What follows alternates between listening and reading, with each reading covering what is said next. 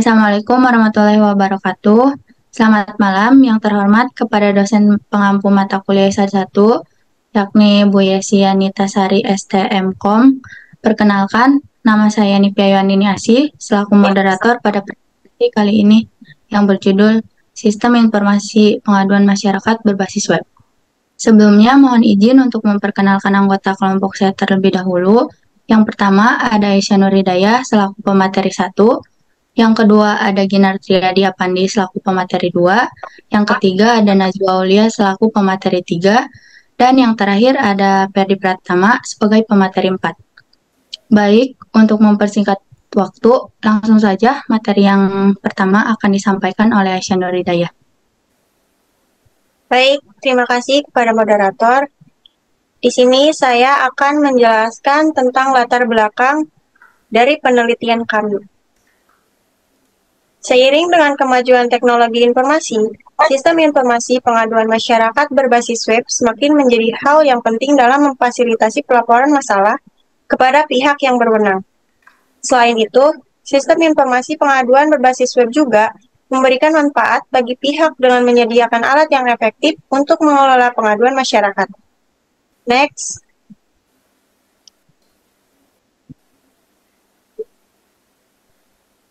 Penelitian ini bertujuan untuk merancang dan membangun sistem informasi pengaduan masyarakat berbasis web menggunakan metode waterfall yang bertahap dalam merancang sistem informasi. Sistem ini diharapkan memudahkan masyarakat dan pemerintah Kelurahan Tanjung Pura dalam pengaduan dan pengelolaan data pengaduan dengan tampilan yang sederhana dan mudah dipahami. Melalui sistem ini, masyarakat juga dapat melihat respon dari pegawai kantor kelurahan tentang pengaduan yang diajukan. Selanjutnya, yaitu metode penelitian.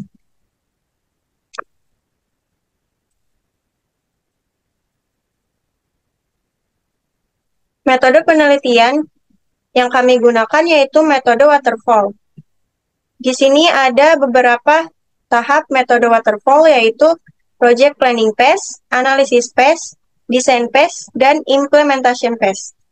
Metode waterfall merupakan metode yang sering digunakan oleh penganalisis sistem pada umumnya. Inti dari metode waterfall ini yaitu pengerjaan dari suatu sistem dilakukan secara berurutan atau secara linear. Yang pertama yaitu project planning phase. Pada tahap ini, kami melakukan perencanaan keseluruhan proyek, menetapkan tujuan, dan mengidentifikasi apa yang ingin dicapai oleh sistem pengaduan masyarakat berbasis web ini. Yang kedua yaitu analisis phase. Pada tahap ini, tim kami mengumpulkan dan menganalisis kebutuhan sistem dari pihak yang terkait untuk memastikan bahwa semua persyaratan telah dipahami dengan jelas dan pengumpulan kebutuhannya dengan melakukan wawancara, survei, dan studi kasus. Yang ketiga yaitu design phase. Pada tahap ini, kami berfokus pada sistem yang akan dibangun untuk memenuhi kebutuhan yang telah dianalisis pada tahap sebelumnya, seperti mendesain antarmuka pengguna, merancang bagaimana tampilan dan interaksi penggunaan dengan sistem, termasuk wireframe atau prototype, dan merinci desain untuk setiap komponen sistem mencakup diagram alir, diagram intensitas relasi, dan lain-lain. Yang keempat yaitu implementation phase. Pada tahap ini, desain yang telah disusun diterjemahkan ke dalam kode program dan dilakukan pengujian untuk memastikan sistem berfungsi sesuai dengan kebutuhan. Sekian penjelasan dari kami, saya kembalikan kepada moderator. Baik, materi selanjutnya akan disampaikan oleh Ginar Triadi Apandi. Baik, terima kasih. Di sini saya akan menjelaskan analisis dan desain. Yang pertama adalah sejarah ringkas, yaitu sejarah ringkas Kelurahan Tanjung Pura. Kelurahan Tanjung Pura terletak di Jalan Naga Gede nomor 168, Kecamatan Karawang Barat, Kabupaten Karawang, dengan kode pos 41371. Memiliki luas 5,56 km persegi. Kelurahan ini terdiri dari 54 rukun tetangga dan 15 rukun warga. Dan struktur organisasinya terdiri dari lurah, yaitu lurah bertugas sebagai pembantu camat dalam menyelenggarakan pemerintah, pembangunan, dan pembinaan kehidupan kemasyarakatan dalam wilayah kelurahan. Yang kedua adalah Babin Kamtibmas, bertugas sebagai patroli, memberikan sosialisasi hukum, menangani konflik sosial, dan melindungi keamanan masyarakat. Yang ketiga ada Babinsa, bertugas membina teritorial, menjaga keamanan kelurahan, mendukung pembangunan, menangani bencana, dan meningkatkan kesadaran bela negara. Yang keempat adalah Sekretaris Lurah, bertugas membantu lurah dalam melaksanakan tugas penyelenggaraan pemerintah, administrasi, organisasi, dan tata laksana, serta pelayanan administrasi kepada seluruh perangkat kelurahan. Yang kelima adalah Kasih Pemerintahan, bertugas untuk melakukan urusan pemerintahan umum. Yang kelima adalah Kasih Terantib, bertugas melakukan pembinaan, ketentraman, dan ketertiban lingkungan, menyusun program dan penyelenggaraan pembinaan ketentraman dan ketertiban umum. Yang keenam yaitu Kasih Ekbang, bertugas menyusun dan melaksanakan program pembangunan ekonomi, berkoordinasi dengan dinas terkait dan masyarakat, mengawasi serta mengevaluasi program ekonomi, memperdayakan masyarakat serta mendukung kelompok usaha dan mengelola data ekonomi kelurahan. Next. Baik, di sini adalah flow map. Di sini flow map terdiri dari 3 pelaku, yaitu masyarakat, petugas, dan kasih terantib.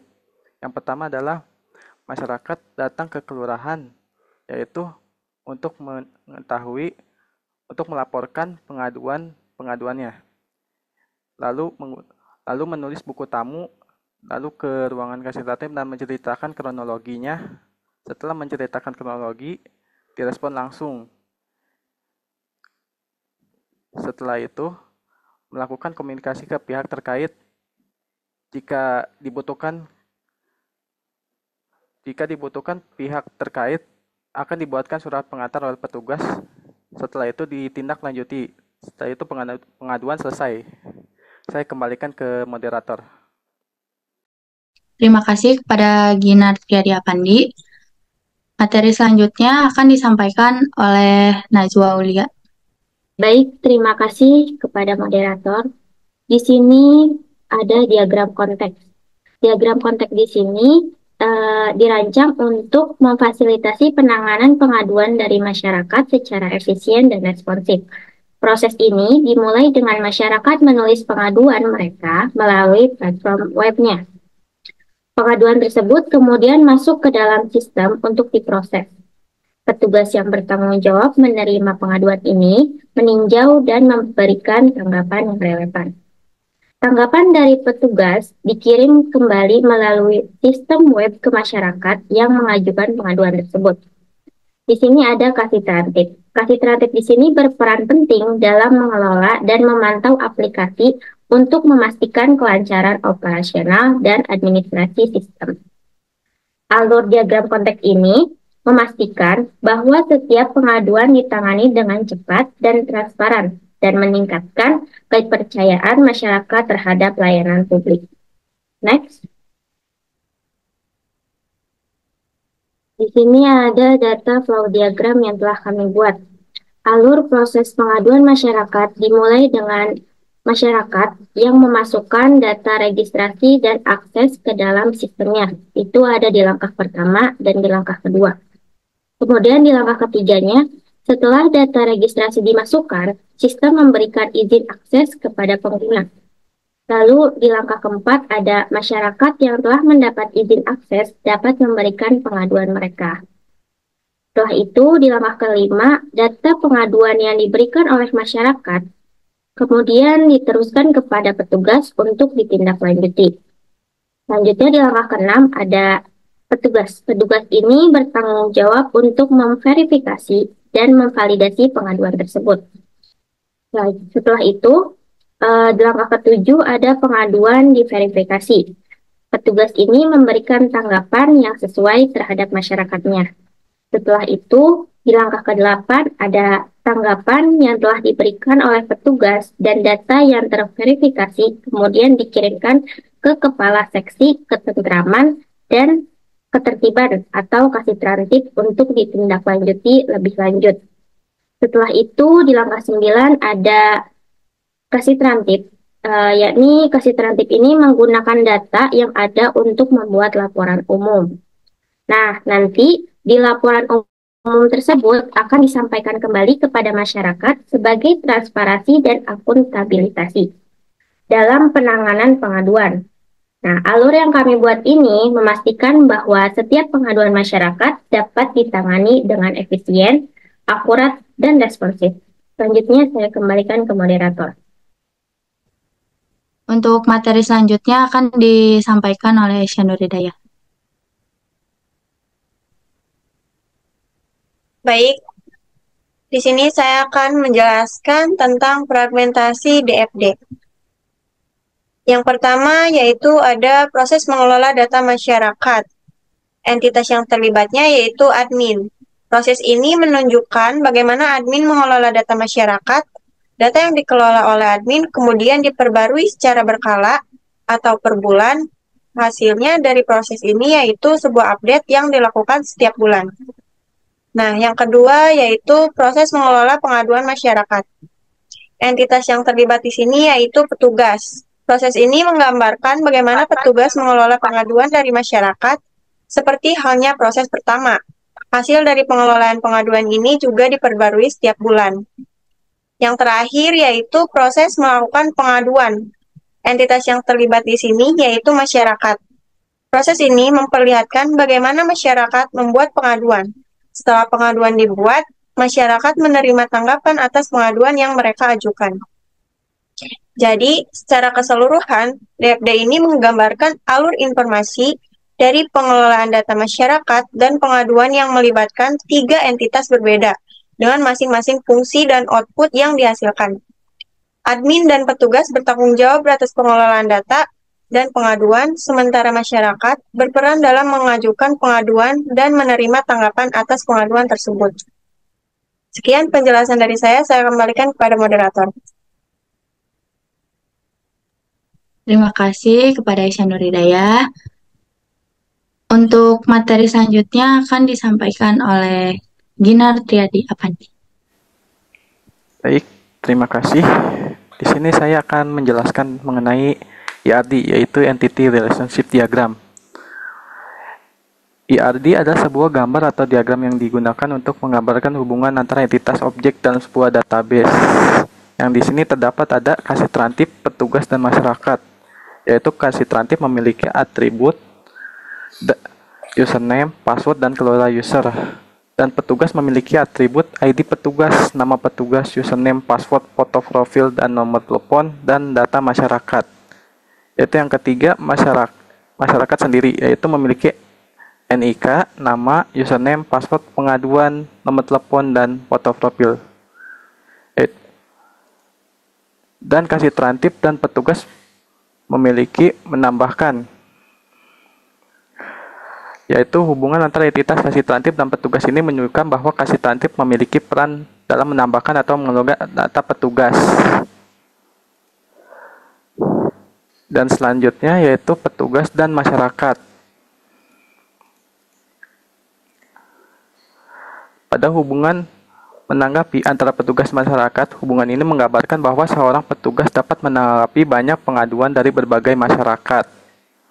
Dan saya kembalikan kepada moderator. Terima kasih kepada Ginar Triadi Apandi.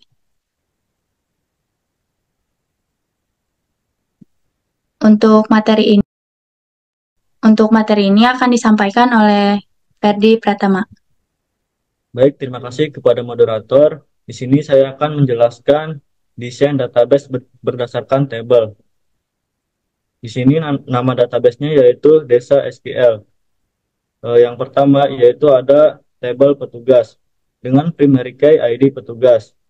Di dalam tabel ini yaitu ada ID petugas untuk nomor pengenal petugas dengan tipe data integer. Yang kedua ada nama petugas dengan tipe data varchar. Yang ketiga ada username untuk pengguna login petugas dengan tipe data varchar.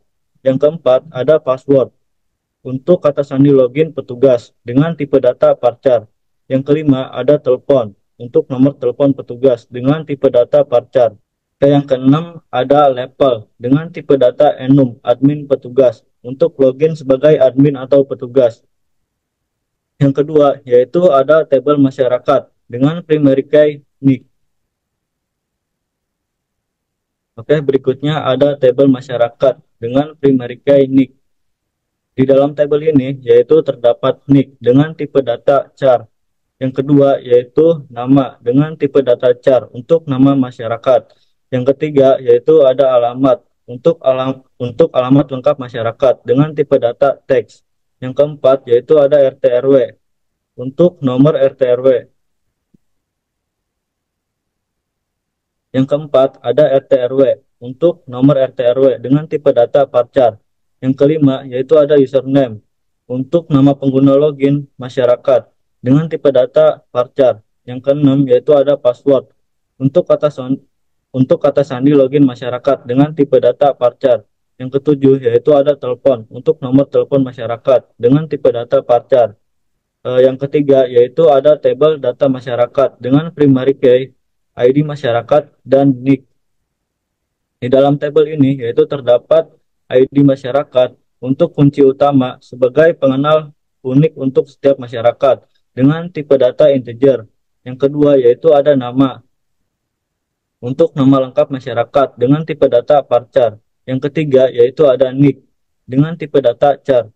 Yang keempat yaitu ada alamat untuk alamat lengkap masyarakat dengan tipe data teks. Yang kelima yaitu ada RT RW dengan tipe data varchar. Oke, selanjutnya yaitu ada tabel pengaduan dengan primary key, ID pengaduan, dan NIC. Di dalam tabel ini yaitu terdapat ID pengaduan untuk kunci utama, pengenal unik untuk pengaduan dengan tipe data integer. Yang kedua yaitu ada tanggal pengaduan untuk tanggal pengaduan dengan tipe data varchar. Yang ketiga yaitu ada nama pengadu dengan tipe data varchar. Yang keempat yaitu ada NIC dengan tipe data char. Yang kelima yaitu ada isi laporan untuk mengisi sebuah laporan dari masyarakat dengan tipe data teks. Yang keenam yaitu ada telepon sebagai nomor telepon pengadu dengan tipe data varchar. Yang ketujuh adalah foto. Yang ketujuh yaitu foto dengan tipe data varchar untuk memasukkan foto yang terkait dengan pengaduan. Yang kedelapan yaitu ada status dengan tipe data enum, proses atau selesai, dengan keterangan status pengaduan proses atau selesai. Yang terakhir yaitu ada tabel tanggapan dengan primary key, ID tanggapan, ID pengaduan, dan ID petugas. Di dalam tabel ini yaitu terdapat ID tanggapan dengan tipe data integer untuk pengenal unik tanggapan.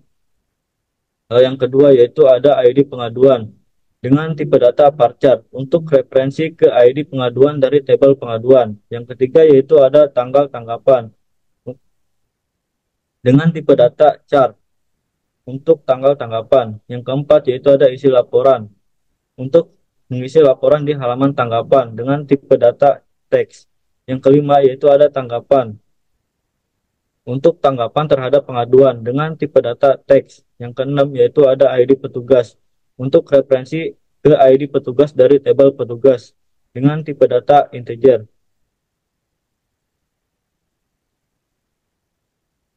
Berikutnya ini yaitu ada flowchart yang kami buat. Flowchart ini menggambarkan proses pengelolaan pengaduan masyarakat melalui sebuah website. Proses ini dimulai dengan masyarakat yang mengakses website dan membuat pengaduan. Pengaduan tersebut kemudian diverifikasi oleh petugas untuk memastikan kelayakan sebelum diteruskan ke pihak yang berwenang. Jika pengaduan lolos verifikasi, petugas berwenang akan melakukan validasi lebih lanjut. Setelah validasi, ada keputusan tindakan yang harus diambil. Jika tindakan diperlukan, pengaduan diteruskan ke petugas berwenang untuk ditindaklanjuti. Proses berakhir setelah pengaduan tersebut selesai ditangani. Jika pada tahap verifikasi pengaduan tidak lolos, proses kembali ke tahap awal untuk pengaduan baru. Oke, berikutnya ada tampilan dari website yang akan kami buat. Yaitu yang pertama ada halaman masyarakat. Di sini masyarakat dapat login atau registrasi terlebih dahulu. Ketika sudah login, masyarakat dapat melakukan pengaduan. Oke, selanjutnya yaitu ada tampilan admin dan petugas. Di sini kita dapat login sebagai admin ataupun petugas, yang dimana admin ataupun petugas ini dapat mengelola pengaduan dari masyarakat dan menanggapinya langsung. Selanjutnya, yang kedua, admin dan petugas ini juga dapat mengelola data masyarakat. Selanjutnya, admin dan petugas juga dapat mengelola masyarakat ataupun admin dan petugas. Oke, terima kasih. Saya kembalikan ke moderator. Terima kasih kepada Ferdi Pratama. Jadi kesimpulannya adalah bahwa implementasi sistem informasi pengaduan masyarakat berbasis web memberikan beberapa manfaat, seperti mempercepat proses penanganan pengaduan, meningkatkan aksesibilitas bagi masyarakat dalam melaporkan masalah, dan memungkinkan pihak terkait untuk melakukan pemantauan dan analisis secara lebih efektif terhadap masalah yang dilaporkan. Namun demikian, penelitian ini juga mengidentifikasi beberapa tantangan yang perlu diatasi dalam pengembangan dan implementasi sistem informasi pengaduan masyarakat berbasis web, seperti kebutuhan akan keamanan data yang lebih ketat, kesesuaian dengan regulasi privasi yang berlaku, serta keterbatasan akses internet bagi sebagian masyarakat. Dan untuk sarannya, yang pertama, meningkatkan aksesibilitas, memastikan bahwa sistem dapat diakses dengan mudah oleh semua lapisan masyarakat, termasuk mereka dengan keterbatasan fisik atau akses terhadap teknologi, memperluas cakupan dan partisipasi. Dan yang terakhir, skalabilitas dan fleksibilitas. Memastikan bahwa sistem dirancang dengan skala dan fleksibilitas yang memadai untuk mengakomodasi pertumbuhan jumlah pengguna dan perubahan kebutuhan pengaduan masyarakat, dan memastikan kelangsungan layanan yang lancar.